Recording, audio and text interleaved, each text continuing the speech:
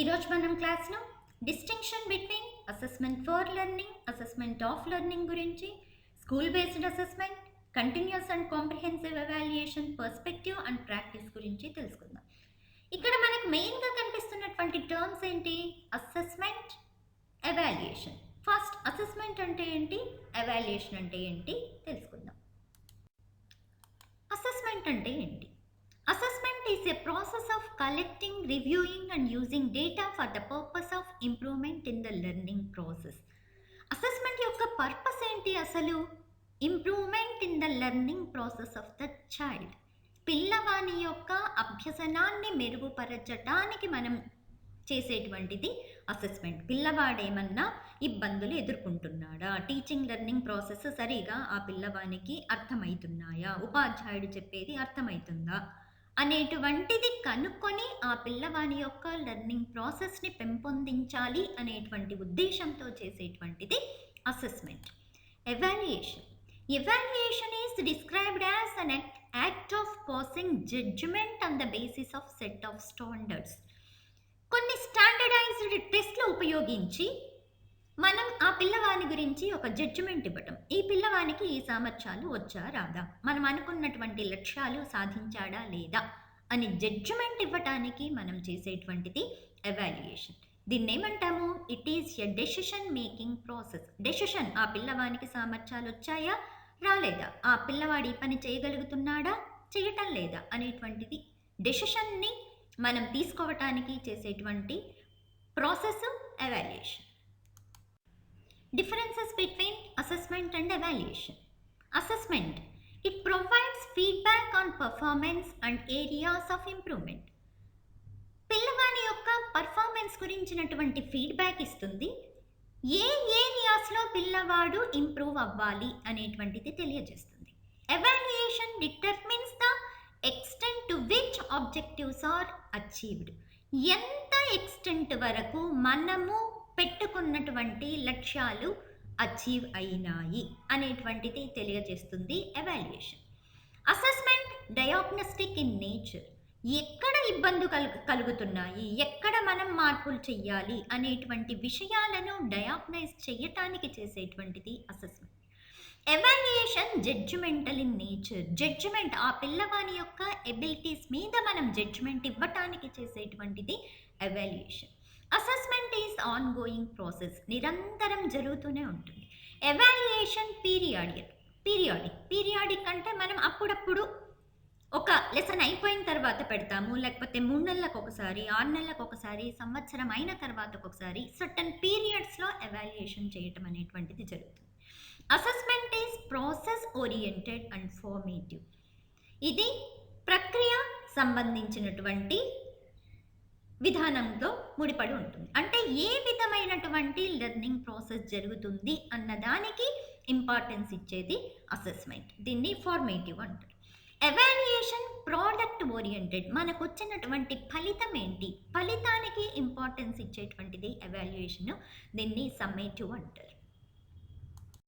Types of assessment. మన ప్రస్తుత academic విధానంలో 2 రకాలైనటువంటి అసెస్మెంట్స్ గురించి వింటున్నాం. Number 1 formative assessment, number 2 summative assessment. Formative అసెస్మెంట్లో 2 టైప్స్ ఉన్నాయి. Assessment for learning, assessment as learning. Assessment for learning అభ్యసనం కొరకు మూల్యాంకనం. During instruction, teaching learning process జరిగేటప్పుడే పిల్లవాని యొక్క అభ్యసనాన్ని పెంపొందించటానికి చేసేటువంటి మూల్యాంకనం assessment for learning. Assessment as learning అభ్యసనమే మూల్యాంకనం. పిల్లవాడు అభ్యసిస్తాడు, దాన్నే మూల్యాంకనంగా పరిగణలోకి తీసుకోవటం జరుగుతుంది. Students become aware of their own learning. పిల్లవాడు చేసేటువంటి ఎక్సర్సైజులు ఈ అసెస్మెంట్ యాజ్ లెర్నింగ్ కిందికి వస్తాయి. Summative assessment, assessment of learning అభ్యసనం యొక్క మూల్యాంకనం. After the instruction, teaching learning process అంతా అయిపోయిన తర్వాత, ఒక యూనిట్ అయిపోయిన తర్వాత, లేకపోతే క్వార్టర్లీ 3 మంత్స్కి ఒకసారి, హాఫ్ ఇయర్లీ 6 నెలలకు ఒకసారి, ఫైనల్గా ఇయర్ అయిపోయిన తర్వాత మనం చేసేటువంటి అసెస్మెంట్ సమ్మేటివ్ అసెస్మెంట్. ఈ సమ్మేటివ్ అసెస్మెంట్లో పిల్లవాడు ఏ సామర్థ్యాలను సాధించాలి అని మనము అనుకున్నామో ఆ సామర్థ్యాలు సామర్థ్యాలను పిల్లవాడు సాధించాడా లేదా అనేటువంటిది అసెస్ చేయటం జరుగుతుంది. అసెస్మెంట్ ఫర్ లెర్నింగ్ గురించి డీటెయిల్గా తెలుసుకుందాం. ఏమనుకున్నాము? అసెస్మెంట్ ఫర్ లెర్నింగ్ అభ్యసనం కొరకు మూల్యాంకనం. అంటే అభ్యసనం బాగా జరగాలి అంటే టీచర్ ఏం చేయాలి, పిల్లవాడు ఏం చేయాలి, పిల్లవాడు ఎక్కడ ఇబ్బందులు ఎదుర్కొంటున్నాడు, దాన్ని టీచరు ఎలా సరిదిద్దాలి అనేటువంటి ఉద్దేశంలో చేసేటువంటి assessment for learning. Teachers and students participate in the assessment process. ఇద్దరు కూడా ఈ అసెస్మెంట్ ప్రాసెస్లో పార్టిసిపేట్ అవుతారు. It provides feedback to the students and the teacher. స్టూడెంట్కి ఫీడ్బ్యాక్ ఇస్తుంది, టీచర్కి ఫీడ్బ్యాక్ ఇస్తుంది. Helps teachers understand if teaching process need modification. Teacher ఉపయోగించేటువంటి టీచింగ్ లెర్నింగ్ ప్రాసెస్ పిల్లవానికి అర్థమవుతున్నాయా లేదా, పిల్లవాడికి అర్థమయ్యేలా చెప్పాలి అంటే తన టీచింగ్ మెథడ్స్లో ఏమన్నా మార్పులు చేసుకోవాలా అనేటువంటి ఫీడ్బ్యాక్ టీచర్కి ఇస్తుంది. Help students understand their strengths and weaknesses. స్టూడెంట్స్కి కూడా వాళ్ళ యొక్క స్ట్రెంగ్స్ ఏంటి, వాళ్ళ యొక్క వీక్నెసెస్ ఏంటి, వాళ్ళు ఎక్కడ ఇబ్బందులు ఎదుర్కొంటున్నారు అనేటువంటిది పిల్లవాళ్ళకి తెలియజేస్తుంది. పిల్లవాళ్ళకు ఉన్నటువంటి ఇబ్బందులని ఉపాధ్యాయుడు కూడా గమనించి తదనుగుణంగా టీచింగ్ లెర్నింగ్ ప్రాసెస్ని మార్పు చేసుకోవటానికి ఉపయోగపడుతుంది.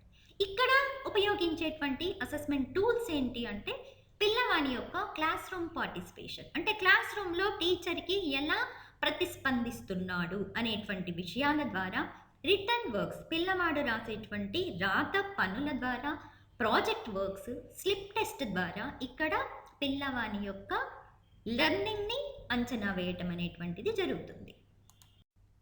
Assessment as learning. అభ్యసనంగా మూల్యాంకనం. అభ్యసనము జరుగుతుంది, మూల్యాంకనము జరుగుతుంది ఒకేసారి. Students assess themselves. విద్యార్థులు తమను తామే అసెస్ చేసుకుంటారు. మే ఇంక్లూడ్ పీర్ అసెస్మెంట్. వాళ్ళ యొక్క సహ విద్యార్థులు కూడా వీళ్ళని అసెస్ చేయటం అనేటువంటిది జరుగుతుంది. It is integrated in to the teaching learning process. Teaching learning ప్రాసెస్లో ఒక భాగంగా ఉంటుంది. పిల్లవాళ్ళకి మనం క్విజ్ ఇచ్చాము, పజిల్స్ ఇచ్చాము, కొన్ని ఎక్సర్సైజులు ఇచ్చాము. ఏమైతుంది, పిల్లవాళ్ళు ఈ ఎక్సర్సైజులు చేసేటప్పుడు అభ్యసిస్తారు వాళ్ళకి వాళ్ళే. ఈ వీళ్ళు ఎక్సర్సైజులు చేసేటువంటి విధానాన్ని బట్టి మనం అసెస్మెంట్ కూడా జరిగిపోతుంది ఆటోమేటిక్గా. అంటే రెండు ఒకేసారి జరుగుతాయి, అసెస్మెంట్ జరుగుతుంది, లెర్నింగ్ జరుగుతుంది. Students learn through the assessment also. Assessment ద్వారానే పిల్లవాళ్ళు నేర్చుకోవటం అనేటువంటిది కూడా జరుగుతుంది అసెస్మెంట్ యాజ్ లెర్నింగ్లో. Assessment of learning. అభ్యసనం యొక్క మూల్యాంకనం. అభ్యసనం యొక్క మూల్యాంకనము అంటే అభ్యసన ప్రక్రియ కంప్లీట్ అయిపోయిన తర్వాత చేసేటువంటి మూల్యాంకనం. At the end of instructional period. ఒక యూనిట్ అయిపోయిన తర్వాత కానీ, కోర్స్ అంతా అయిపోయిన తర్వాత కానీ, అకాడమిక్ ఇయర్ అయిపోయిన తర్వాత కానీ మనం చేసేటువంటి అసెస్మెంట్ ఇది. It measures overall achievement and mastery of content. Overall అచీవ్మెంట్ని మెజర్ చేస్తుంది. ఎంత మాస్టరీని ఆ విషయంలో పిల్లవాడు సాధించాడు, ఎంత సామర్థ్యాలు ఆ పిల్లవాడు సాధించాలి అని నిర్దేశించబడినాయో ఆ సామర్థ్యాలని సాధించాడా లేదా అనేటువంటిది అసెస్మెంట్ చేస్తుంది. It involves standardized test. కొన్ని స్టాండర్డైజ్డ్ టెస్ట్లని ఉపయోగించి, క్వశ్చన్ పేపర్ ఉపయోగించి, ఫైనల్ ఎగ్జామ్స్ పెట్టి ఆ పిల్లవాని యొక్క సామర్థ్యాలని మెజర్ చేయటం అనేటువంటిది జరుగుతుంది. రిజల్ట్స్ దేనికి ఉపయోగపడతాయి? పిల్లవానికి ర్యాంక్స్ అసైన్ చేయడానికి, గ్రేడ్స్ అసైన్ చేయడానికి, ఆ పిల్లవాని యొక్క పర్ఫార్మెన్స్ని ఇతరులకి తెలియచేయటానికి ఉపయోగపడేటువంటి అసెస్మెంట్. దీన్ని బేస్ చేసుకొనే మనము పిల్లవానికి ప్రోగ్రెస్ రిపోర్ట్ ఇవ్వటము అనేటువంటిది కూడా జరుగుతుంది. ఈ అసెస్మెంట్ టూల్స్ ఏంటి ఇక్కడ? It includes return exams. Return exams పెడతాము. ఇవి మల్టిపుల్ చాయిస్ టెస్ట్ల లాగా ఉంటాయి, ఒక్కొక్కసారి ఎస్ఏ టైప్ టెస్ట్లు కూడా ఉంటాయి. ఇవి కాకుండా ప్రాక్టికల్ అసెస్మెంట్స్ ద్వారా కూడా అసెస్మెంట్ ఆఫ్ లెర్నింగ్ అనేటువంటిది జరుగుతుంది. స్కూల్ బేస్డ్ అసెస్మెంట్, దీని పేరులోనే ఉంది. అసెస్మెంట్ ఎక్కడ జరుగుతుంది? Within the school environment. దేన్ని అసెస్ చేస్తారు? Students learning progress using various methods. ఎవరు చేస్తారు? The school teacher itself within the school setting. School సెట్టింగ్లోనే వాళ్ళకి చెప్పేటువంటి ఉపాధ్యాయుడే పిల్లల యొక్క ప్రోగ్రెస్ని అసెస్ చేయటం అనేటువంటిది జరుగుతుంది స్కూల్ బేస్డ్ అసెస్మెంట్లో. It aims to provide a more comprehensive and continuous view of student learning. విద్యార్థుల అభ్యసనాన్ని నిరంతరంగా సమగ్రంగా అధ్యయనం చేయటానికి ఉద్దేశించబడినటువంటిది ఈ school based assessment. It allows for more holistic understanding of students abilities. విద్యార్థుల సామర్థ్యాలని సమగ్రంగా ఆ ఉపాధ్యాయుడు అర్థం చేసుకోవటానికి తోడ్పడుతుంది. అంటే విద్యార్థి యొక్క సామర్థ్యాలని ఉపాధ్యాయుడు సమగ్రంగా అర్థం చేసుకున్నాడు అంటే ఆ ఉపాధ్యాయుడు ఆ పిల్లవాడు ఎక్కడ ఇబ్బందులు ఎదుర్కొంటున్నాడు అనేటువంటిది తెలుస్తుంది. ఆ పిల్లవాని యొక్క సామర్థ్యాలకు అనుగుణంగా టీచింగ్ లెర్నింగ్ ప్రాసెస్ని మోడిఫై చేసి పిల్లలకి అనుగుణంగా చెప్పటానికి కూడా వీలవుతుంది ఈ అసెస్మెంట్ ద్వారా. All aspects of evaluation are decided by the school such as teachers, learners and other participants of the school. ఈ ఎవాల్యుయేషన్ ఎవరు డిసైడ్ చేస్తారు అంటే టీచర్స్, లెర్నర్స్, పార్టిసిపెంట్స్ డిసైడ్ చేస్తారు. దీంట్లో టీచింగ్ అసెస్మెంట్, టీచర్ అసెస్మెంట్ ఉంటుంది, సెల్ఫ్ అసెస్మెంట్ ఉంటుంది, peer assessment కూడా ఈ స్కూల్ బేస్డ్ అసెస్మెంట్లో ఉంటుంది. కంటిన్యూస్ అండ్ కాంప్రిహెన్సివ్ ఎవాల్యుయేషన్, నిరంతర సమగ్ర మూల్యాంకనం. Continuous through out the academic year, మొత్తం అకాడమిక్ ఇయర్ మొత్తం అంటే స్టార్టింగ్ నుంచి ఎండింగ్ వరకు ఆ పిల్లవాడిని ఎవాల్యుయేట్ చేయటం అనేటువంటిది జరుగుతుంది. ప్రతి అంశంలో కూడా చేయటం జరుగుతుంది. దీన్ని కాంప్రిహెన్సివ్, స్కొలాస్టిక్, కోస్కొలాస్టిక్ ఏరియాస్లో, కరిక్యులర్ ఏరియాస్ అంటే విద్యా సంబంధమైనటువంటి అంశాల్లో సబ్జెక్ట్స్లో ఎలా ఉన్నాడు, లాంగ్వేజెస్లో ఎలా ఉన్నాడు అనేటువంటి అకాడమిక్ సంబంధిత అంశాలతో పాటు ఎక్స్ట్రా కరిక్యులర్ యాక్టివిటీస్, ఆ పిల్లవానిలో వాల్యూస్ ఎలా ఉన్నాయి, యాటిట్యూడ్స్ ఎలా ఉన్నాయి, స్పోర్ట్స్లో ఎలా పాల్గొంటున్నాడు అనేటువంటి అంశాల్లో కూడా పిల్లవాని యొక్క ప్రావీణ్యతను, వాని యొక్క సామర్థ్యాన్ని అంచనా వేయటము అనేటువంటిది జరుగుతుంది. ఎందుకు కాంప్రిహెన్సివ్ సమగ్రమైనటువంటి మూల్యాంకనము అని అంటున్నాము అంటే విద్య యొక్క ఏమేంటి అంటే పిల్లవాని యొక్క సమగ్ర అభివృద్ధి. కేవలం అకాడమిక్గానే కాకుండా మిగిలిన అంశాల్లో కూడా పిల్లవానికి సమగ్రమైనటువంటి అభివృద్ధి జరగాలి. కాబట్టి అన్ని అంశాలకి ప్రాధాన్యత ఇవ్వటము అనేటువంటిది ఈ కాంప్రిహెన్సివ్ ఎవాల్యుయేషన్లో జరుగుతుంది. ఫస్ట్ దీన్ని సజెస్ట్ చేసింది ఎవరు, ఎక్కడ సజెస్ట్ చేయబడింది ఈ కంటిన్యూస్ కాంప్రిహెన్సివ్ ఎవాల్యుయేషన్ అంటే national policy of education, NPE 1986లో ఈ కంటిన్యూస్ కాంప్రిహెన్సివ్ ఎవాల్యుయేషన్ని ప్రపోజ్ చేయడం జరిగింది. తర్వాత NCF 2005 నేషనల్ కరికులం ఫ్రేమ్వర్క్ 2005లో కూడా CCE యొక్క ప్రాధాన్యత చెప్పబడింది. ఫస్ట్ సెంట్రల్ స్కూల్స్లో ఇది CBSE సిలబస్లో 2009 నుంచి ప్రవేశపెట్టబడింది. కోస్కొలాస్టిక్ ఆస్పెక్ట్స్ అంటే ఏంటి? మనం ఇంతకుముందు స్కొలాస్టిక్ అంటే విద్యా సంబంధమైనటువంటివి, కరిక్యులర్ ఆస్పెక్ట్స్ మనకి లాంగ్వేజెస్ అంటే హిందీ, తెలుగు, ఇంగ్లీషు వస్తుంది. సబ్జెక్ట్స్ అంటే సైన్స్, మ్యాథ్స్, సోషల్. ఇక్కడ కోస్కొలాస్టిక్ ఆస్పెక్ట్స్, కో కరిక్యులర్ యాక్టివిటీస్లో దేనికి ప్రాధాన్యత ఇస్తాము అంటే పిల్లవాని యొక్క life skill development, attitudes, values, wellness, పిల్లవాని యొక్క హెల్త్కి, service activities, social service, art and work ఎడ్యుకేషన్కి ప్రాధాన్యత ఇవ్వటం అనేటువంటిది జరుగుతుంది. కోస్కొలాస్టిక్ ఆస్పెక్ట్స్ కింద ఇవన్నీ కూడా పిల్లల్లో పెంపొందించటానికి చర్యలు తీసుకోవటం జరుగుతుంది.